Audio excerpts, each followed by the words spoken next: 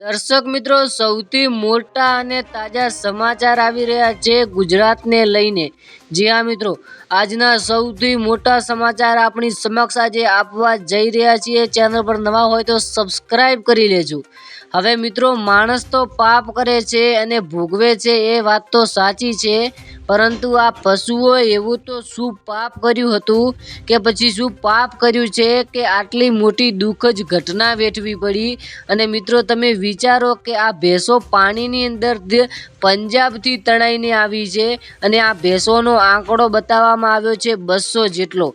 હવે મિત્રો, આ ભેંસોને આટલું દુઃખ પડ્યું છે અને અહીંયા સુધી તણાઈને આવી છે, તો મિત્રો તે માણસો ત્યાં રહેતા હશે તેમની શું હાલત થઈ હશે? હવે મિત્રો, આજના સૌથી મોટા સમાચાર આપી રહ્યા છીએ, જે પંજાબની અંદર દુર્ઘટના બની હતી અને મિત્રો એ દુર્ઘટના બાદ મિત્રો હાલમાં વરસાદનો માહોલ બહુ જ ગુજરાત રાજ્યની અંદર જોવા મળી રહ્યો છે.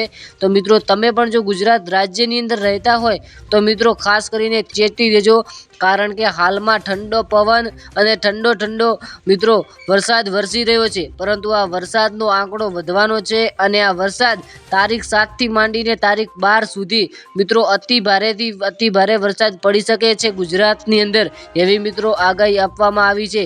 જી હા મિત્રો, ખાસ કરીને મિત્રો મોટા એરિયાની અંદર રેડ એલર્ટ પણ આપવામાં આવ્યું છે, જ્યાં હવામાન વિભાગ દ્વારા સૌથી વધુ વરસાદ બતાવવામાં આવ્યો છે. તો મિત્રો, તમે પણ કોઈ રાજ્યની અંદર રહેતા હોય તો ખાસ કરીને ચેતી જજો. અને મિત્રો, આ એક ભેંસો 200થી પણ વધુ આંકડો બતાવવામાં આવ્યો છે અને આ ભેંસો નદીની અંદર કે તણાઈ ગઈ છે અને મિત્રો ક્યાં નીકળી છે એનો કોઈ ખબર નથી.